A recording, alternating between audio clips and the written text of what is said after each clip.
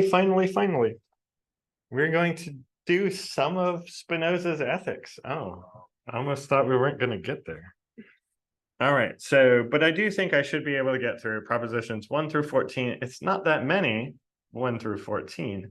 And I'm going to cheat a little bit by kind of summarizing and skipping over some things that I think are less important. So, for example, on the first slide, I'll cover the first 4 propositions, and I'm not going to give you Spinoza's arguments for them. Often his arguments here are just, go look at my definitions. So then go look at his definitions, right? There's not much of an argument there. So one thing that we need to understand when we start off reading the ethics is that Spinoza is going to be talking about, well, if you have 2 substances, then this happens and this happens and this happens. But Spinoza doesn't believe there are 2 substances. He believes there's only one. The reason why he's talking about if you have 2 substances, then blah, blah, blah, is he wants to start where he's not starting by assuming that there's only one substance, but he's going to prove to you that there's only one substance, right? So he has to work his way there. So he's going to start by assuming that there could be 2 substances and then sort of figuring out what would follow, right? So proposition 1, and these are not Spinoza's words. This is not from the reading. This is how Michael wants to paraphrase these things so that we can understand them as best. Here's how I like to understand them. Proposition 1 is that substance is logically prior to mode in terms of both something on the rational side, conception, and secondly, independence, right? Substances can, in some sense, exist without their modes. Obviously, this table has to have a color, but whatever color it does have, it could exist without that color. It could have a different one. The color of the table, however, can't exist without the substance. Substances are prior to the modes in terms of the modes depend on the substance ontologically, and also in this notion of Spinoza talking about the modes are conceived through the substance, right? You can't understand the mode, but as understanding it, a mode of a thing. Proposition 2, substances can only have something in common if they share attributes. So if I have a thinking thing and it has no other attribute, it's just a thinking thing, like Descartes thinks that he's a thinking thing with that's not extended. And then I have an extended thing like Descartes' body. Those things have 2 different attributes. The extended thing has the attribute of extension. Thinking thing has the attribute of thought. And in Spinoza's mind, those 2 things can't have anything in common, because what would they have in common? Well, it'd have to be either an attribute, but they don't have that in common, or it'd have to be a mode, but the modes of a thinking thing aren't the same thing as the modes of an extended thing. Therefore, substances only have something in common if they share attributes. Proposition 3 is that X can cause Y only if X and Y have something in common. This is going to be very important for what comes up. But so essentially, if you have 2 substances, they can't stand in causal relations to one another unless they share attributes. Because by proposition 2, they have to share attributes to have something in common. And by proposition 3, they can't stand in causal relations unless they have something in common. Right? Proposition 4 is that different substances have either different modes or different attributes. So what distinguishes 2 substances? Well, it must be either that they have different modes, or their modes are all the same, but they have different attributes. Of course, that latter possibility is ruled out by the earlier thing we said, because the attributes you have determine which modes you have. But anyway, so those are the first 4. I don't think these are super controversial. It's not like Descartes would try to get in a fight with Spinoza for saying these things. He might want to reinterpret some stuff or whatever. But there's nothing crazy going on in propositions 1 through 4. Then in the reading response, I asked you to consider proposition 5. Proposition 5 says there cannot exist in the universe two or more substances having the same nature or attribute. Okay. So just to give a preview of what I'm going to actually, let's skip down to this slide where I give it. So what proposition 5, here's the answer to the reading response. What's happening here? It rules out the possibility that there are two or more extended substances. It rules out the possibility that there are two or more thinking substances. Proposition 5 says there cannot exist in the universe two or more substances that have the same nature or attribute. So you can't have two thinking substances. You can't have two extended substances, two or more. And so proposition 5 already is going to go against Descartes, because Descartes thinks that he's a thinking thing, and he thinks that God is a thinking thing. And Descartes thinks that he has a body, and although he is not identical with his body, that his body still exists, right? He doubts it, but ultimately he comes to the conclusion that his body exists. And he thinks that other bodies exist, like the wax. So Descartes thinks there's two extended things, the wax and his own body. But Spinoza's proposition 5 says there can't be two substances with the same attribute. So there can't be two thinking things, and there can't be two extended things. There has to be at most one thinking thing and at most one extended thing. This is a crazy view. And so you might ask, what is Spinoza's argument for this crazy view, right? So you might think it's obvious that there can be multiple thinking things because I think, and then all of you guys think, right?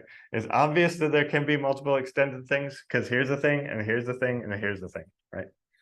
Here's the argument, but if you'll notice, I put some red flags there.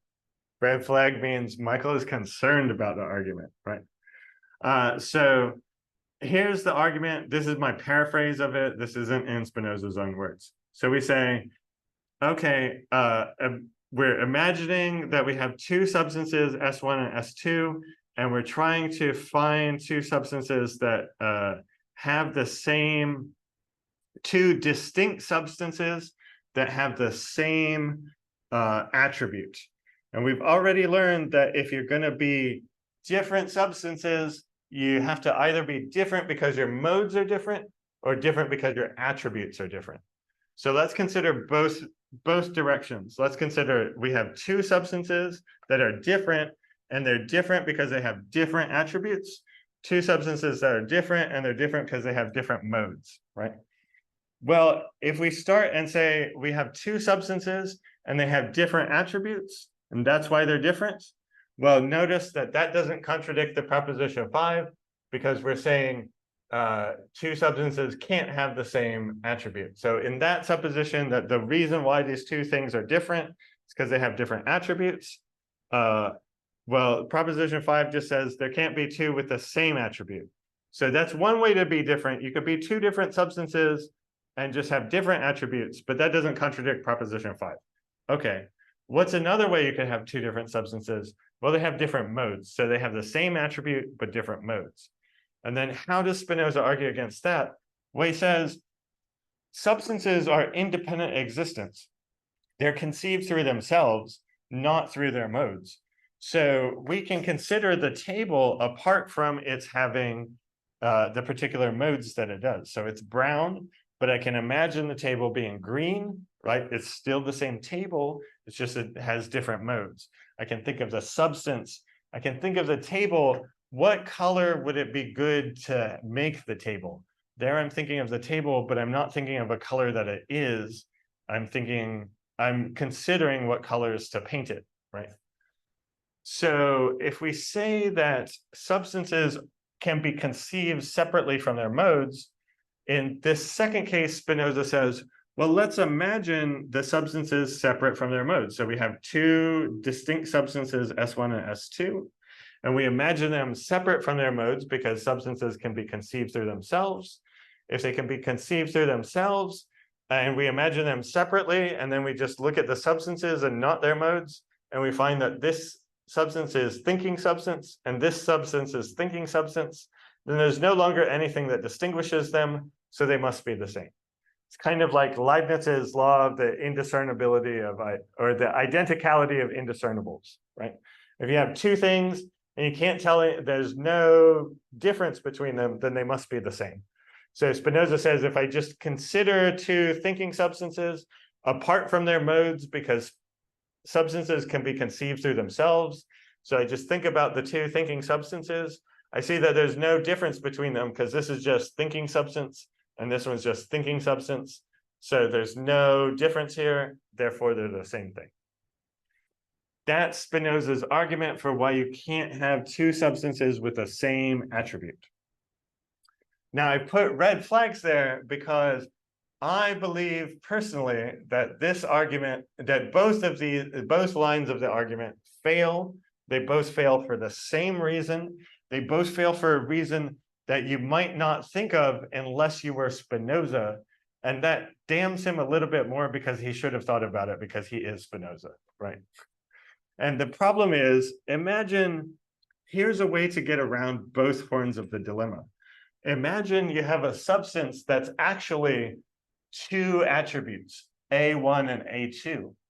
And then you have another substance that's two attributes, A2 and A3, where A1 might be thought, A2 is extension, and A3 is one of these mysterious attributes that Spinoza won't tell us what they are.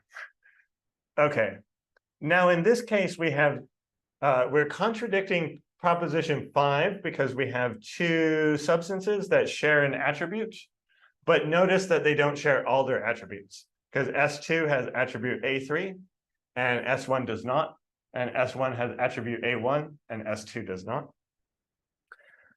So there's two ways for substances to be distinct. They could differ in attribute. Here, they differ in whether they have attribute A3 or not. So they differ in attributes, but does it follow that therefore that they don't share an attribute in common? So Spinoza was thinking on the first one of the dilemma, if they differ in attributes, then he's done with the proof because they differ in attributes, therefore they can't share one. But in this case, they differ in attributes, but they do share one, A2 and A2. So I think the first horn of Spinoza's proof doesn't work if you consider substances that can be made of more than one attribute.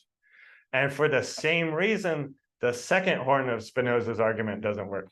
Because again, if you consider the substances themselves apart from their modes, and you just think of the substance, does it follow that they must be identical if they share attributes? No, it doesn't, because even though these guys share attributes, they don't share all their attributes.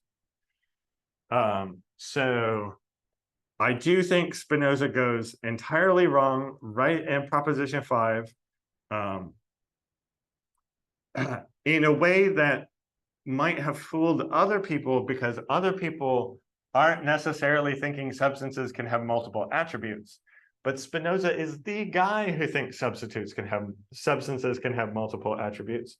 And so he's the guy who should realize that this argument doesn't work, right?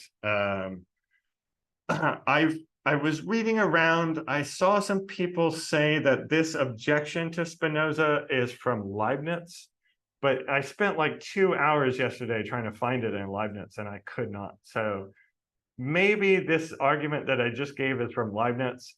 I must have learned it when I was your age in early modern philosophy class from Ed Allaire.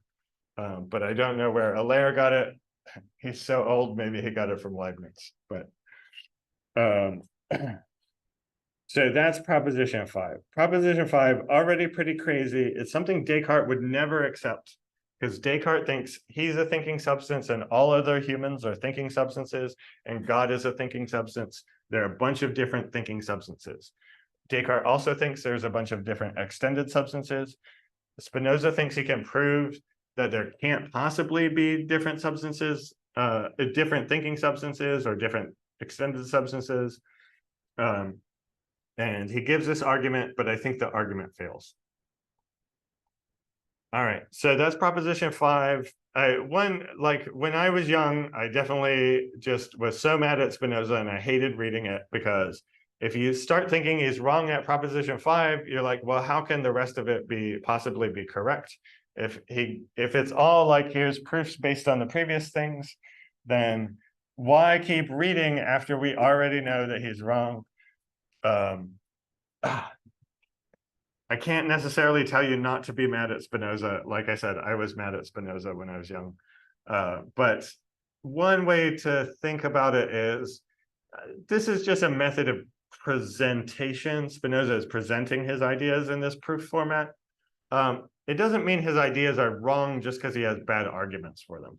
So his ideas might be right. So it's worth hearing him through to see what his picture of the world is, even if we ultimately say, well, his arguments for it were bad, but maybe we agree that that is how the world is, right? So Spinoza could still be right, even if he gives us bad arguments.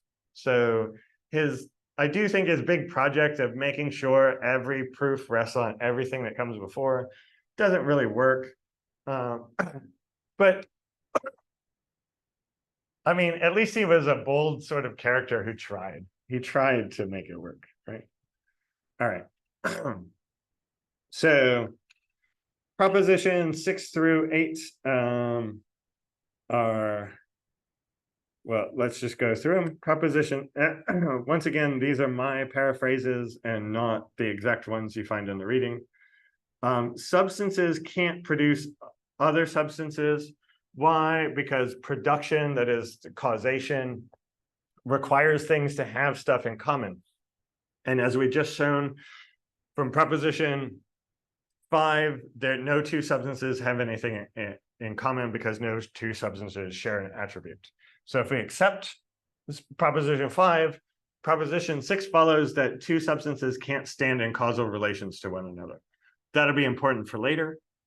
Proposition 7, substances produce themselves and essentially exist, right? So substances can't be caused by other substances, therefore they cause themselves. I'm not going to go through what Spinoza, like, again, these propositions, I'm not going to go through his argument for every one because we don't have that much time, but he does have arguments for why these things are true, right? So proposition 6 seems to follow straightforwardly from proposition 5 and the idea that causation requires having something in common, right? Proposition 8, every substance is infinite. Why? Because remember from last time when we talked about the definition of what is it to be finite in your kind? Two extended substances, one of them is finite in its kind, that is, it's finite as an extended substance. If there's another extended substance that's bigger. But since now we know that any two substances can't share attributes, that's proposition 5, then it follows that every substance is not going to be limited by another substance that has the same attribute that's bigger, because only one substance can have any attribute. Therefore, every substance is infinite, right? Because there's no other substance of the same attribute to limit it, right? And Spinoza has this old-timey notion of infinity, where infinity is just, well, you're not infinite if something could be bigger than you, right? And the infinite thing is just the biggest possible thing.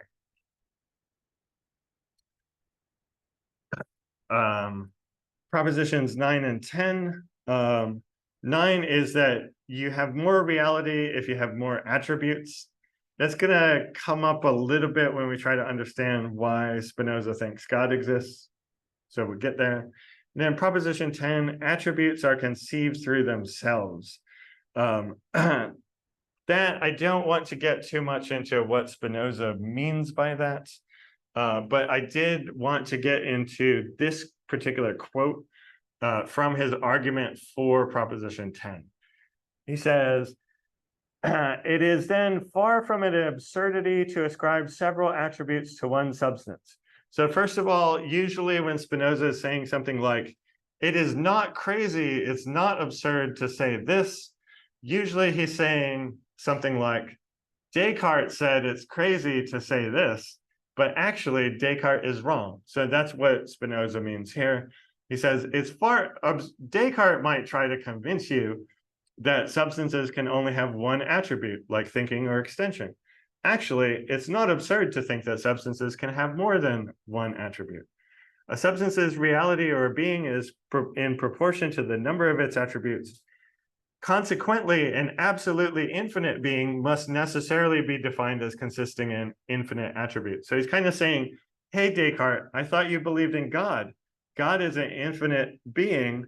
If you say God only has one attribute, aren't you denying God infinity, reality, more reality and whatnot? That's not appropriate. God is really cool. God needs all the attributes. Descartes, please change your mind and accept that things can have more attributes, right? So I think it's important to see Spinoza is doing this. He knows his reader might have a difficulty with the idea that substances can have more attributes. But that's why I think his earlier proof of proposition 5 is so tricky, because it only works if you're kind of ignoring the possibility that substances can have multiple attributes. And Spinoza is the guy who's later going to go, but come on, that's absurd to ignore that possibility. So I think he's being kind of sneaky there in proposition 5, given what he later says. All right. Okay. And then in proposition 11, we get to God's existence, right? Oh, wait, where was proposition 7? Right. Okay, yeah. So substances, yeah, I didn't, sorry, I should have emphasized 7 a little bit more, right? So we notice that substances can't cause one another, because since to cause one another, you have to have something in common. That's one of the axioms. Then proposition 5 said no. Oh, and then Spinoza said to have something in common is to share an attribute. And then Spinoza says in proposition 5 that no two substances share attributes. So if no two substances share attributes, they can't have something in common. Therefore, they can't stand in causal relations to one another. Therefore, one substance can't cause another substance. Therefore, how does a substance come to be? Well, it causes itself.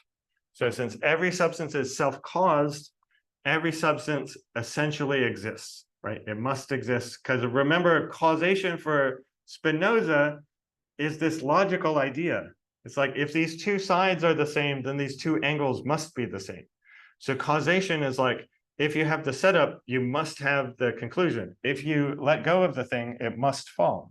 So Spinoza is thinking substances, well, as being causes of themselves, it's sort of like from the nature of the substance, it must exist. So proposition 7 is actually really important. It says that every substance necessarily exists, essentially exists. It's part of the nature of a substance to exist. So when you get to Spinoza's first proof of God's existence, it's actually the simplest proof you've ever seen. Like, I'm sure you've all heard of complicated proofs of God's existence, even if you haven't studied this in philosophy class. But this proof of God's existence is very straightforward.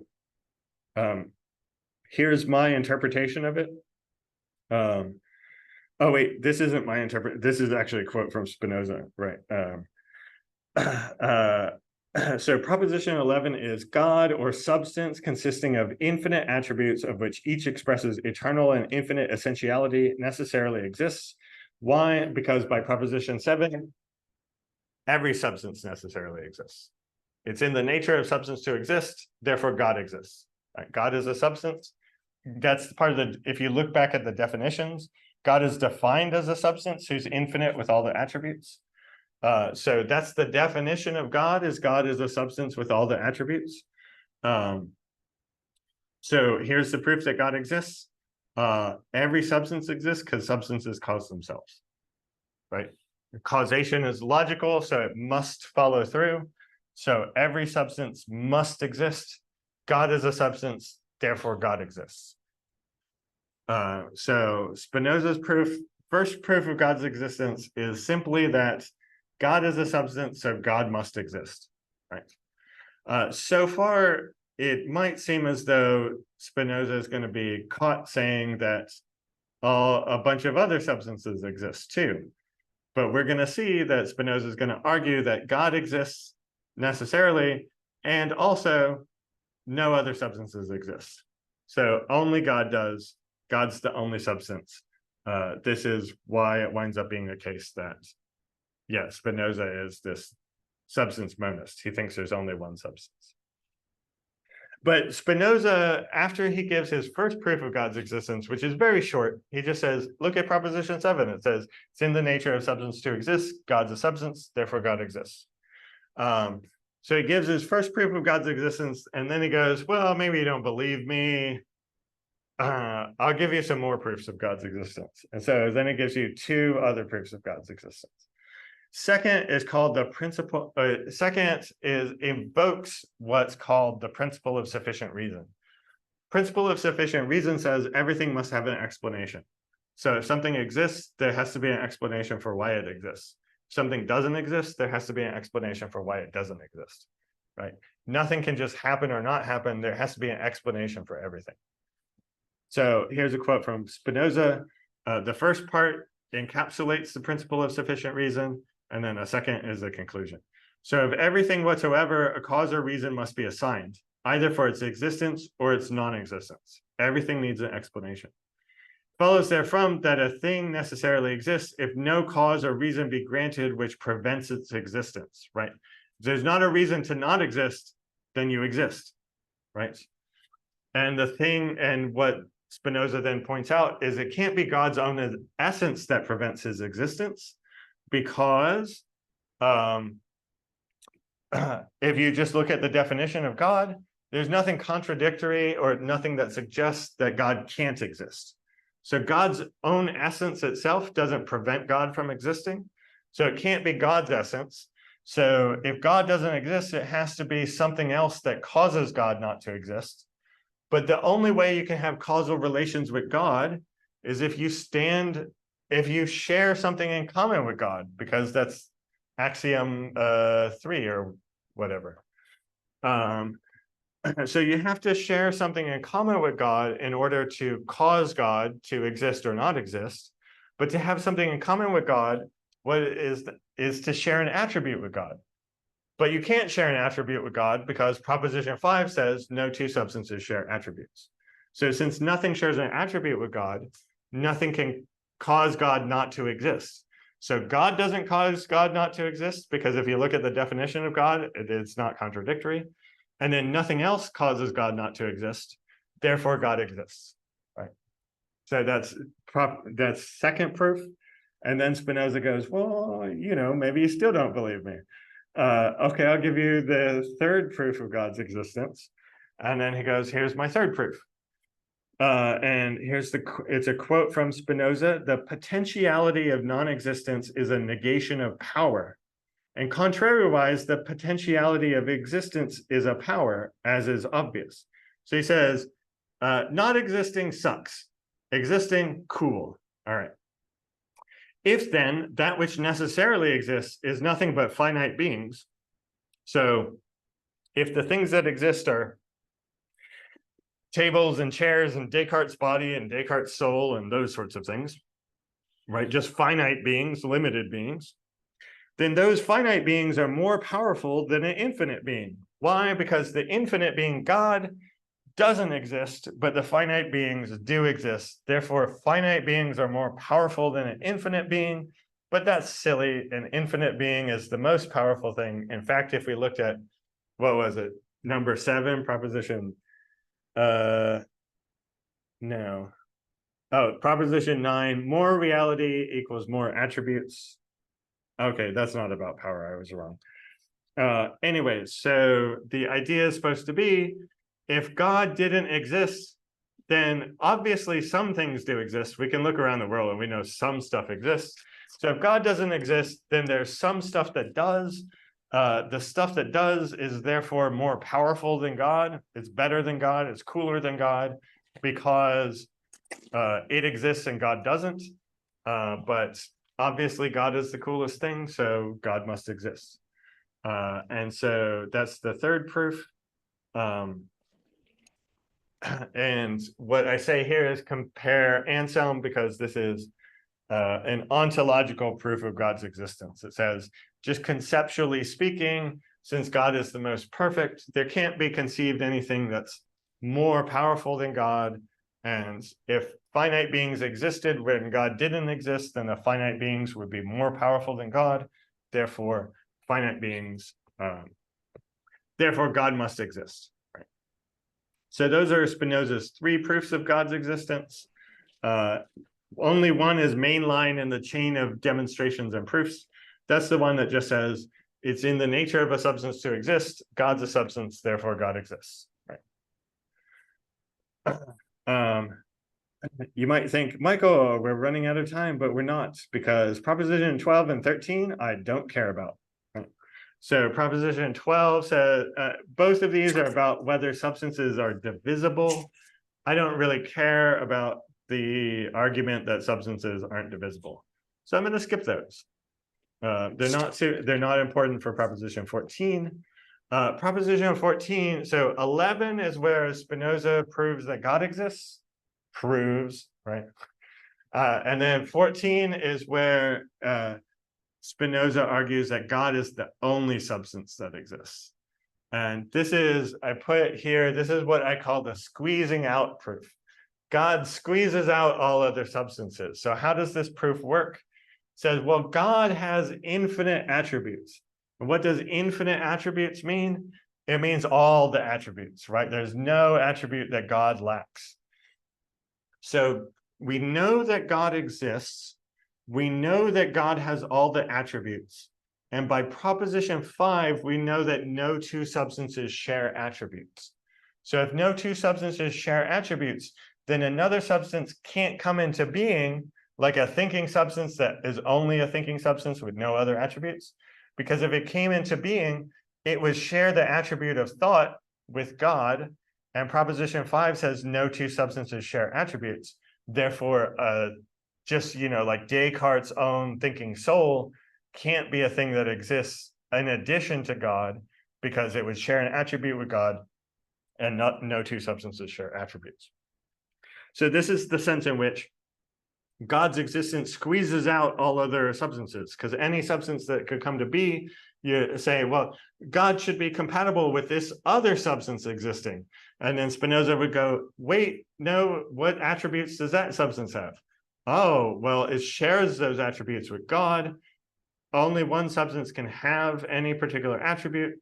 Therefore, that substance that you just proposed can't exist. Throw it in the garbage.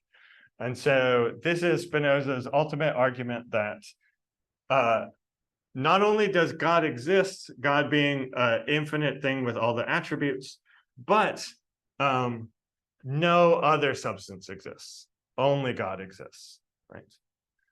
And I do think one way to understand this is not to appreciate, but to understand the Spinoza in a way that made me angry when I first studied it, was imagine turning Spinoza on his head. Because I think we could have an alternate version of the ethics that went kind of like this. Proposition 5 is the same. We prove that no 2 substances can share attributes. Proposition 7 is the same. We say that it's in the nature of a substance to exist, so all substances necessarily exist. And then imagine instead of proposition 11, Spinoza goes, it's in the nature of a substance to exist, therefore God exists.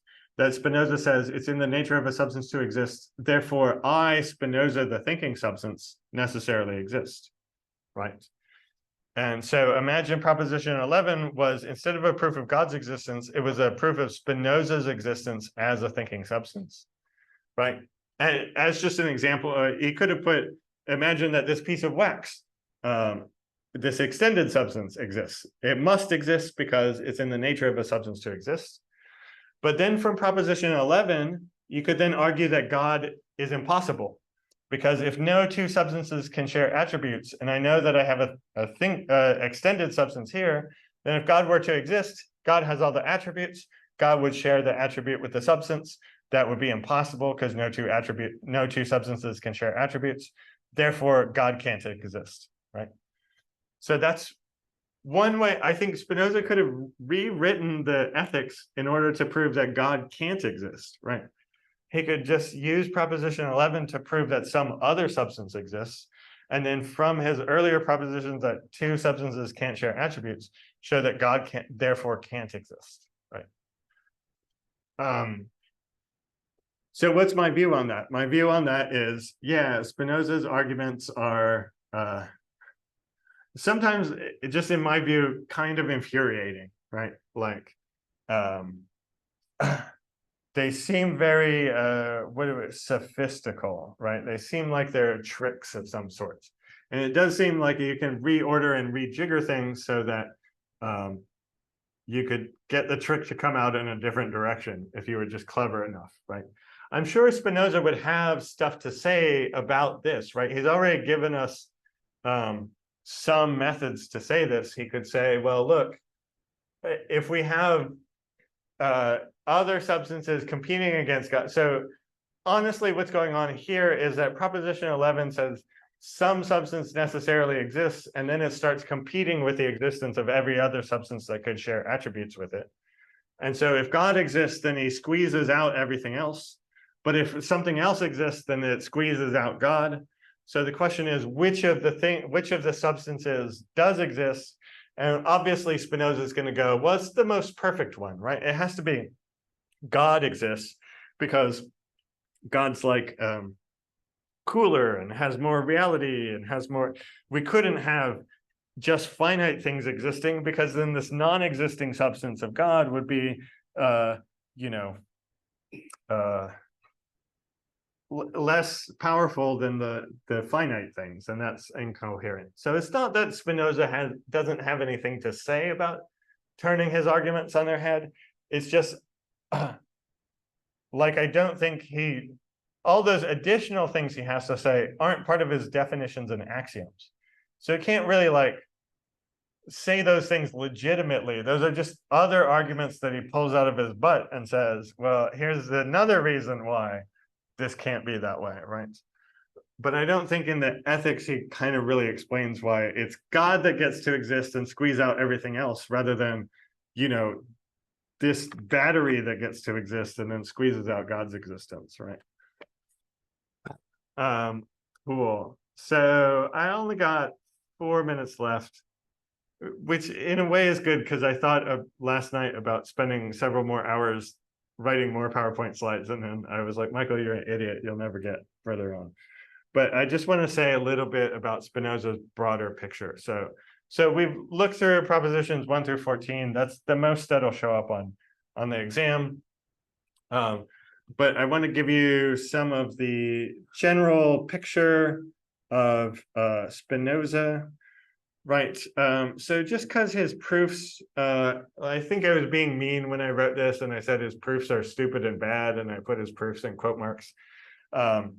Yeah, as I said, definitely when I was younger, I was a lot more angry at Spinoza than I am now when I'm an older man. But, just I do think there's so much that's wrong with his arguments that makes me angry. Spinoza has been thought of as a pantheist because he thinks there's only one substance is God and everything else is a mode of that substance. So Spinoza kind of thinks of God as the world or nature. And there's this slogan that's associated with Spinoza that he uses in the Ethics, Deus sive natura, which means God, or in other words, nature. So Spinoza seems to suggest that God and nature are really the same thing. So Spinoza's God is not a personal God who has some desire and goal for the universe. Spinoza's God just kind of necessarily exists, and every aspect of the universe necessarily exists as it does. Nothing could have been different, so God didn't choose one way or the other. God's not like a person who like wants things for you. God is just impersonal nature, right? You yourself are a mode of God, with the caveats that I said before. And so there's a very real sense in which a lot of people thought Spinoza was an atheist, right? Because he says God exists, but another way to say God is just say nature. And if what you say is nature exists and it's the only substance, it seems as though you're saying that God doesn't exist, right? So this is why Spinoza didn't want to publish the Ethics during his life, and he didn't. He made sure to die first, and then the Ethics got published, because he knew it would get him in trouble, because even though it's all about proving that God exists and whatnot, Spinoza's God is very different to any God that people had believed until then. Spinoza's God is nature. Spinoza is very explicit in that he's not endorsing the God of the scriptures.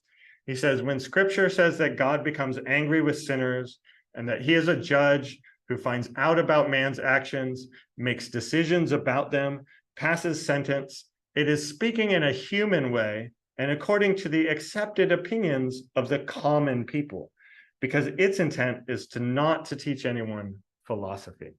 So Spinoza is clearly saying, if you read the holy books, actually, those are just human ideas. Those aren't really ideas about God. God doesn't become angry with people. God isn't a judge.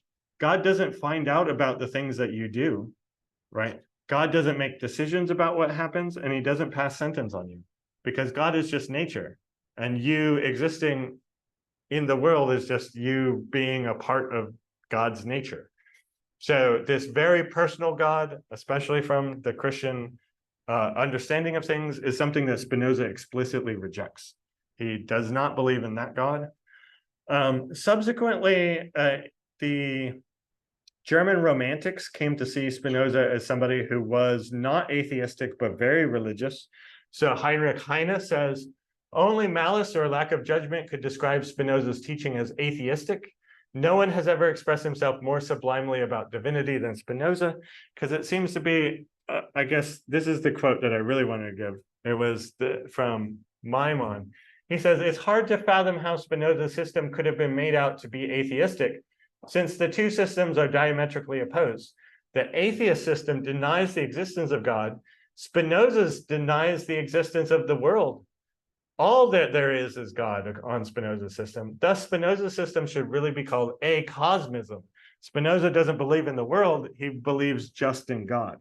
So the German Romantics came to see Spinoza as kind of like, oh, he's not an atheist. Actually, he's the most religious person that's ever been, right? And so that just says something about Spinoza's following.